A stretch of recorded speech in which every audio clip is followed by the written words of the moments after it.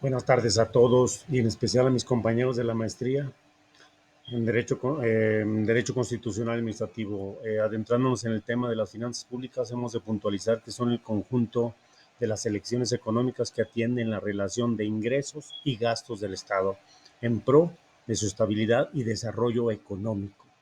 Este término proviene del inglés public finance, pero en nuestro idioma lo más correcto semánticamente sería sencillamente hacienda pública.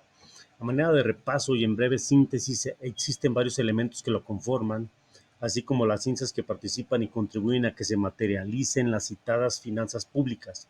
¿Qué veremos en este video?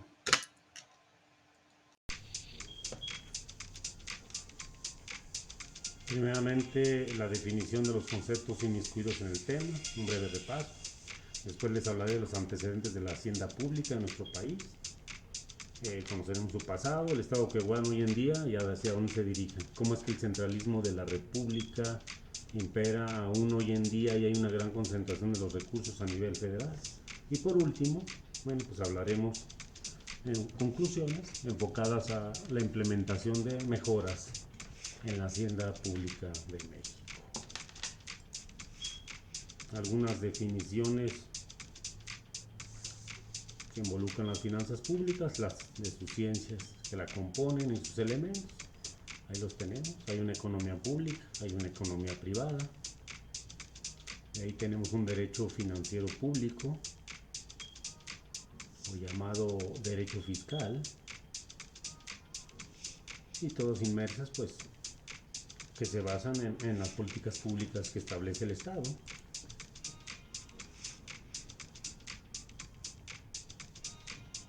El derecho fiscal, bueno, es el conjunto de normas jurídicas que regulan y sistematizan los ingresos fiscales del Estado. El derecho tributario, que regula las relaciones entre la hacienda y los particulares, que son los contribuyentes. Y bueno, la definición de la hacienda pública.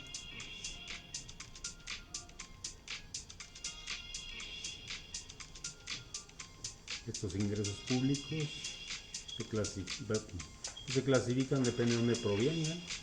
Pueden provenir de una economía pública o de una economía privada.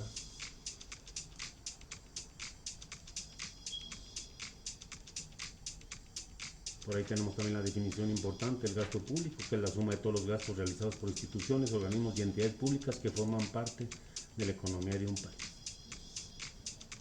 Posteriormente pasemos a lo que es el federalismo. Bueno, es la organización política del Estado mexicano, en donde las 32 entidades federativas que lo componen son soberanas y han establecido un pacto a nivel de los tres órdenes de gobierno. Este federalismo trae consigo una influencia pues muy importante en la distribución y asignación de recursos públicos a los estados y sus municipios. Ahora el artículo 2 del Código Fiscal de la Federación, bueno, que nos define los cuatro grandes rubros en que se clasifican las contribuciones. En el 1 pues, encontramos los impuestos, el IVA, el ISR, el IEPS. En el segundo son las aportaciones de seguridad social, vivienda, seguro social, el SAT. El 3 son las contribuciones de las mejoras, servicios públicos, infraestructuras, carreteras, electricidad, transportes. Y el cuarto y último son los derechos, cuando haces uso de bienes y servicios a cargo del Estado, trámites, concesiones. Todos estos ingresos son recolectados por el Estado y se destinan a cubrir por los grandes rubros, como es la educación, la salud, la seguridad, el desarrollo social, la infraestructura y otros.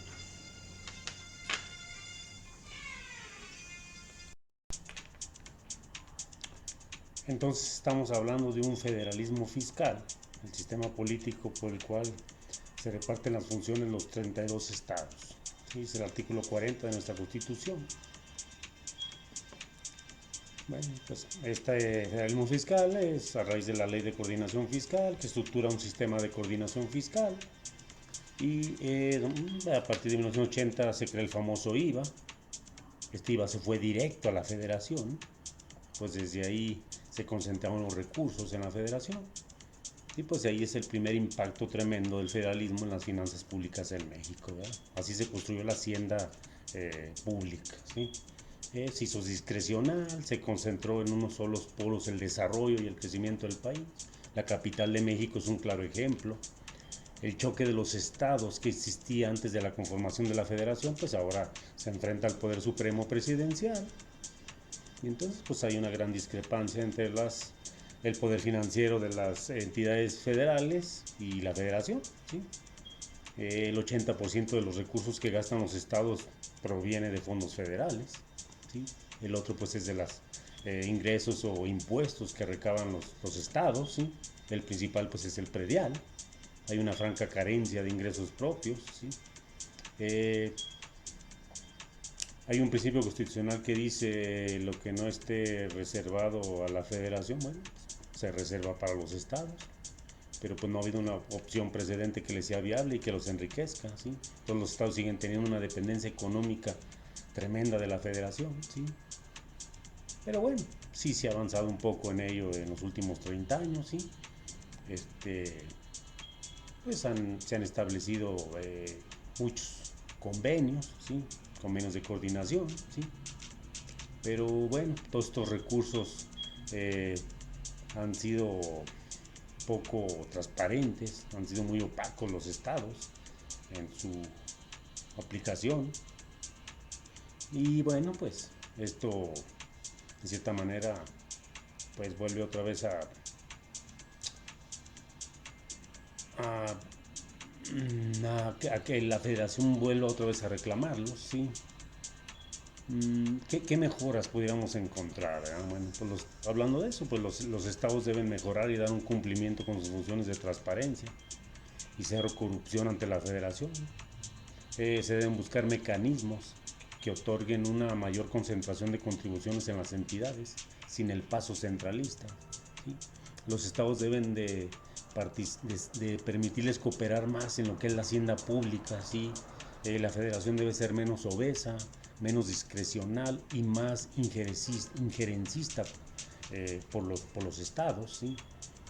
Y bueno, por último, el gasto público hoy en día se destina a los programas populistas de bienestar social y esto no generan un valor agregado, no incrementan realmente el desarrollo de los pueblos y la calidad de vida de los mismos, puesto que la federación interpone sus intereses sobre la soberanía de los estados. Bueno, con ello me despido y les agradezco mucho la atención a este video. Un saludo.